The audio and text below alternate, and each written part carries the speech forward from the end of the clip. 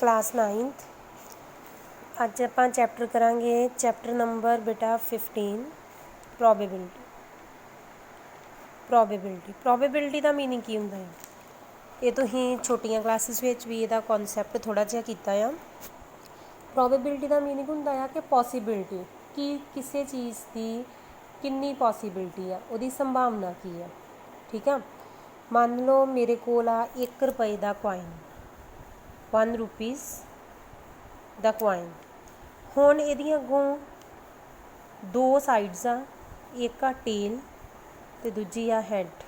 एक हैड आ, दूजा की आ टेल। हुण जदों मैं सिक्का तां उपर सुट्टूंगी, ठीक आ, दोवें चीज़ां आ सकदियां, जां हैड भी आ सकदा, टेल भी आ सकदा। असीं श्योर नहीं कर सकते कि जदों मैं उपर कॉइन नूं सुट्टिया उछालिया हवा च ते हैड ही आएगा, नो। जां मैं ये नहीं कह सकती कि टेल ही आएगा। मैं ये भी नहीं कह सकती कि दोनों चीज़ां इकट्ठियां ही आउणगियां। वन टाइम एक ही चीज़ आएगी, जां हैड आएगा जां की आएगा टेल। ठीक आ, इहदा मतलब जदों असीं हवा दे विच एक सिक्का उछालदे आ ते हैड आउण दी प्रोबेबिलिटी भी 50% आ, है ना, ते टेल आउण दी प्रोबेबिलिटी भी 50% आ। प्रोबेबिलिटी देखो उन्हें क्या कुछ स्टेटमेंट्स दित्तियां जिवें it will probably rain today, कहता शायद अज बारिश हो जाए, कोई श्योर नहीं है कि होएगी, शायद हो जाए अज। I doubt that he will pass the test, कहता मैनू डाउट आ कि वो टेस्ट पास कर जाएगा। प्रोबेबिलिटी हैगी आ पास कर भी जाएगा तो पास नहीं भी करेगा। प्रोबेबिलिटी का मतलब वो वालियां स्टेटमेंट्स, वो वाले काम जिन्हां दे विच असीं पूरी तरह श्योर नहीं हुंदे कि काम होएगा कि नहीं होएगा। पॉसीबिलिटी दोवां चीज़ां दी हुंदी, 50-50 चांस हुंदा आ, उहनूं की बोलदे आ प्रोबेबिलिटी। क्लीयर? हाँ जी। बेटा इहदा तुहानूं ना मैं एक फॉर्मूला दसदी प्रोबेबिलिटी का। प्रोबेबिलिटी इनू आपां डिनोट करते हैं पी ई नाल।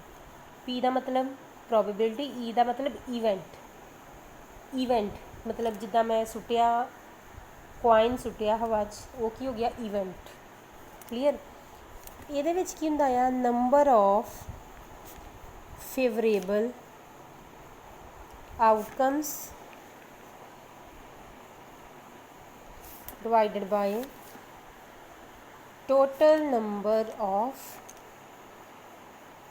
आउटकम्स। नंबर ऑफ फेवरेबल ये फॉर्मूला आ, समझाउंदी आ किवें आया। एक ही फॉर्मूला आ, इहो ही तुहाडा यूज़ होना आ पूरे चैप्टर विच। सब तो सौखा चैप्टर आ, ईजी भी आ, 10th विच भी यूज़ होना है, इस करके इहनूं चंगे तरीके नाल करिओ। वेखो जिद्दां मैं कहां मैं एक कॉइन सुट्टिया ते हैड दी प्रोबेबिलिटी की है। वेखो टोटल नंबर ऑफ आउटकम्स किन्ने, टोटल किन्ने आ। जदों मैं 1 रुपये का सिक्का सुट्टिया तो किन्नियां चीज़ां आ सकदियां मैक्सीमम, 2, जां हैड ते जां टेल। इहदा मतलब टोटल नंबर ऑफ आउटकम्स मेरे को किन्ने आ गए 2। Number of favourable outcomes, favourable का मतलब हैड किन्ने आ, हैड किन्ने आ बेटा 1। इहदा मतलब हैड की प्रोबेबिलिटी किन्नी आ गई 1/2। ते टेल की प्रोबेबिलिटी किन्नी आ गई मेरे को, टोटल किन्ने आ, एक हैड ते दूजा टेल 2, ते टेल किन्ने दे विच 1, 1/2। समझ आया फॉर्मूला किद्दां यूज़ करना है?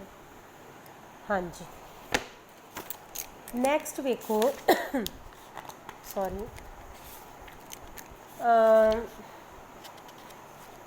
बेटा 1 मार्क्स दे ਜਿਹੜੇ ਕੁਐਸਚਨਸ ਹੁੰਦੇ ਆ ਉਹਨਾਂ ਦੇ ਵਿੱਚ ਆ 3 ਪੁਆਇੰਟਸ 278 ਪੇਜ ਦੇ 3 ਪੁਆਇੰਟਸ ਤੁਸੀਂ ਨੋਟ ਕਰਨੇ ਆ। ਇਹਨਾਂ ਦੇ ਵਿੱਚੋਂ ਇੱਕ ਨੰਬਰ ਦੇ ਵਿੱਚ ਕੁਐਸਚਨ ਪੇਪਰ 'ਚ ਆ ਜਾਂਦਾ ਆ। ਕੀ ਆ? The probability of each event lies between 0 and 1।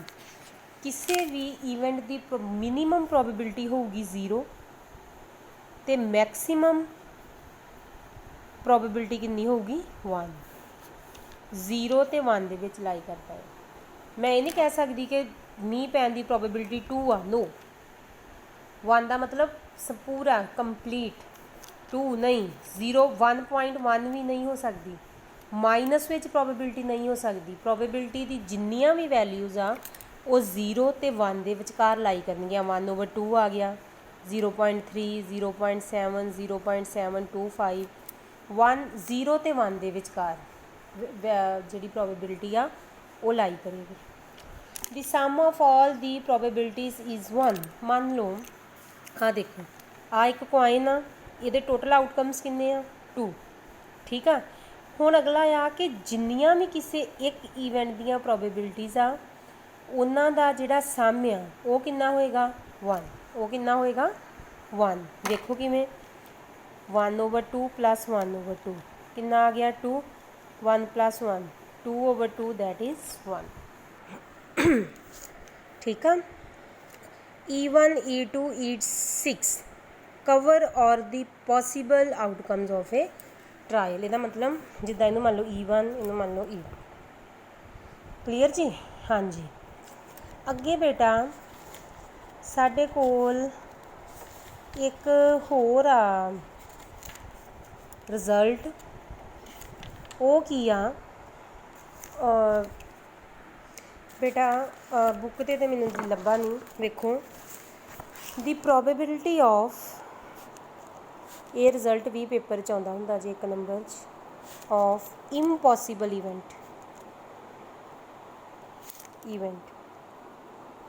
Is 0 जेड़ा काम कदी नहीं हो सकता उन्होंने की बोलते हैं 0 जिदा 2020 आप चलता पाया 2020 जे मैं कहां कि हुण दोबारा 2019 आ जाएगा आएगा नहीं आएगा इट मीनस प्रोबेबिलिटी ऑफ जिहड़ा इम्पॉसीबल इवेंट है वो प्रोबेबिलिटी कितनी होंदी है 0 ते प्रोबेबिलिटी ऑफ श्योर इवेंट जिहड़ा इवेंट पता आ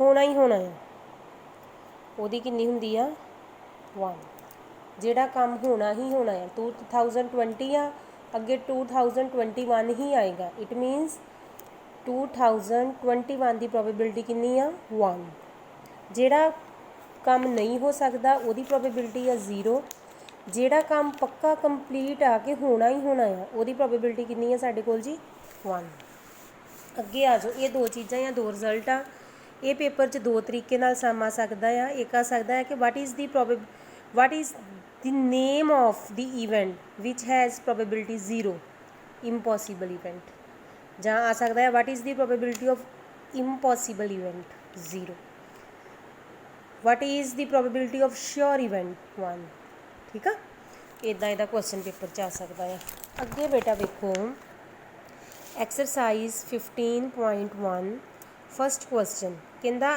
इन a cricket match A batswoman hits a boundary 6 times out of 30 balls she played कहता उन्हें 30 बॉल्स खेडियां तो उन्होंने 6 बारी बाउंड्री उन्हें की find the probability that she did not hit a boundary probability find करो कि किन्नियां बॉल्स विच उन्हें जिहड़ी आ बाउंड्री आ वो हिट नहीं की सब तो पहला की करोगे total first sum number of balls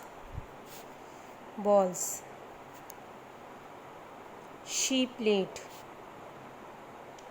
किन्नियां बॉल्स जेड़ियां उन्हें खेडियां बेटा किन्नियां 30 ठीक है नंबर ऑफ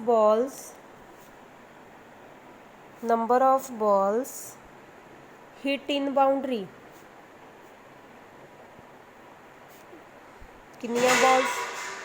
किन्नियां बॉल्स विच उन्हें बाउंड्री हिट की 6 नाल ठीक है ते number of balls she did not hits a boundary फिर किन्नियां बॉल्स दे विच उन्हें बाउंड्री हिट नहीं की टोटल किन्नियां ही 30 बाउंड्री किन्नियां ते गई 6 ते बाकी किन्नियां बचियां 40 बाकी किन्नियां बचियां 40 फाइंड की करना है she did not hit a boundary बेटा सब तो पहला फार्मूला हर एक सम चलाना है कि ही नंबर ऑफ फेवरेबल के आउटकम्स या केसेस ला लो total number of outcomes, total number of outcomes favourable. अच्छा हुण प्रोबेबिलिटी कादी फाइंड करनी है, वेखो हुण ई दी जगह ते तुसीं की लिखना आ, जिथे लिखे ना find the probability, find the cut के सीधा ही लिखना आ probability that she did not hit a boundary. P की लिखोगे, probability that she did not hit a boundary. कितनी आ गई, टोटल कितनी बॉल्स सी बेटा 30, किन्निया च उन्हें बाउंड्री नहीं की, 24, 24 ओवर 30, 6 4 ज़ा 24 तो 6 5 ज़ा 30, यदा मतलब प्रोबेबिलिटी कितनी आ गई मेरे को 4 ओवर 5। प्रोबेबिलिटी कितनी आ गई 4 ओवर 5। क्लियर हो गया समझ आया जी। हाँ जी नैक्सट वेखो 1500 families with 2 children were selected randomly. 1500 families आ जिहदे विच 2 बच्चे आ, उन्होंने रैंडमली सिलैक्ट किया गया तो आह वाला डाटा स्कोर किया record. Number of girls in a family कहंदा 475 फैमिलीज़ इहो जिहियां आ जिहदे विच 2 गर्ल्स आ। 814 फैमिलीज़ इहो जिहियां आ जिहदे विच 1 गर्ल आ, ते 211 फैमिलीज़ इहो जिहियां आ जिहदे विच किन्नियां गर्ल आ, कोई लड़की नहीं है। प्रोबेबिलिटी फाइंड करनी आ 2 गर्ल्स की, 3 सामा 1 गर्ल ते 9 गर्ल। ठीक है देखो की करना आ, question number 2 total number of families किन्नियां बेटा 1500। टोटल नंबर ऑफ फैमिलीज़ किन्नियां आ 1500। प्रोबेबिलिटी कादी फाइंड करनी आ 2 गर्ल्स। प्रोबेबिलिटी पहला इत्थे लिखो नंबर ऑफ फैमिलीज़ फर्स्ट सामने second the first part having 2 girls. किन्नियां फैमिलीज़ आ जिहदे विच 2 लड़कियां आ बेटा 475। 2 लड़कियां किन्नियां फैमिलीज़ विच आ 475। 475 इत्थे हुण पहला प्रोबेबिलिटी दा फार्मूला लाउणा आ नंबर ऑफ फेवरेबल केसेस, ये सारे सवालों च लगना है, divided by total number of cases लिख लो, आउटकम्स लिख लो। ठीक है हुण प्रोबेबिलिटी कादी फाइंड करते पे हैं 2 गर्ल्स की। टोटल किन्नियां फैमिलीज़ आ 1500 ते गर्ल्स किन्नियां जा 475। इदां ही second number of families having बेटा किन्नियां गर्ल्स 1 गर्ल। किन्नियां फैमिलीज़ विच एक ही गर्ल आ 814। 814 प्रोबेबिलिटी एक था मैं एक जगह ते फार्मूला लगा लिया बस ठीक है। टोटल 1500 ते फैमिलीज़ किन्नियां आ 814 ते प्रोबेबिलिटी इहदी आ गई 814 ओवर 1500। अगे थर्ड सम आ गया number of families having no girl. किन्नियां फैमिलीज़ विच एक भी लड़की नहीं है 211 ते प्रोबेबिलिटी नो गर्ल दी किन्नी होगी फिर 211 ओवर 1500। ये तीनों सम हो गए। Also check whether the sum of these probabilities is 1। कहता चैक करो कि जड़ियाँ प्रोबेबिलिटीज़ आ इन्हां दा सम कितना आ बेटा 1। जड़ियाँ प्रोबेबिलिटीज़ आ सारियां इन्हां दा सम कितना आ 1। की करोगे लिखोगे सम ऑफ प्रोबेबिलिटीज़ की आऊगा 475 ओवर 1500 प्लस 814 ओवर 1500 211 ओवर 1500। थल्ले नीचे जिहड़ा तिन्ने 1500 आ एलसीएम कितना आ गया 1500 1500 ਨੂੰ 1500 ਨਾਲ डिवाइड किया 1 ਨਾਲ मल्टीप्लाई करो 475 सेम 814 सेम 211 कितना आ गया 1500 ओवर 1500 आंसर कितना आ गया 1 ਇਹਦਾ मतलब सम ऑफ प्रोबेबिलिटीज़ किहदे बराबर आ गया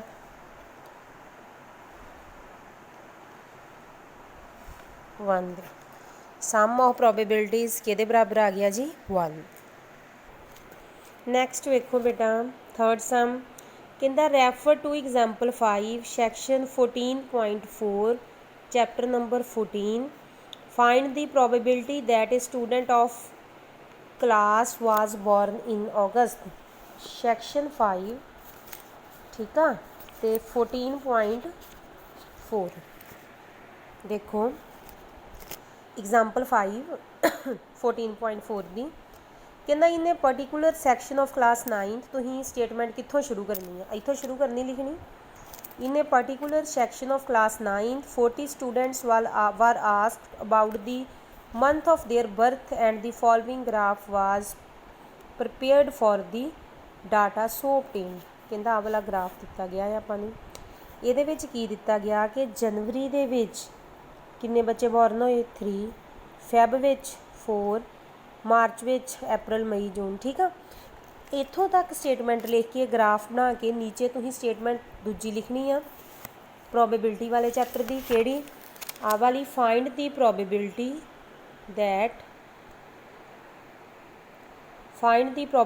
that a student of the class was born in August वेखो टोटल नंबर ऑफ स्टूडेंट्स की लिखोगे इहदा answer total number of students किन्ने आ 40 टोटल नंबर ऑफ स्टूडेंट किन्ने आ 40 नंबर ऑफ स्टूडेंट्स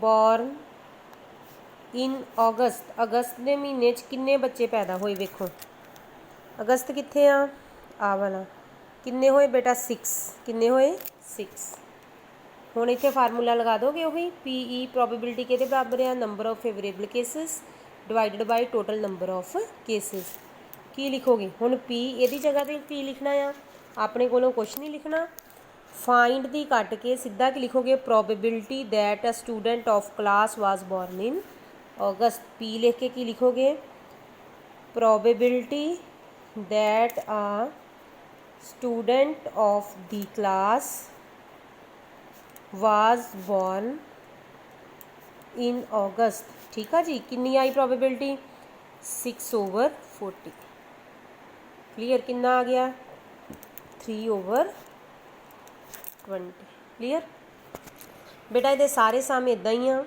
इन्हों तुसीं अपने आप करना आ सेम सारियां ते इदा ही होनी जेडे सम नहीं होणगे वो मैं फिर नैक्सट वीडियो करवा दूँगी तुसीं मैनूं साइड ते दस दिओ ठीक है।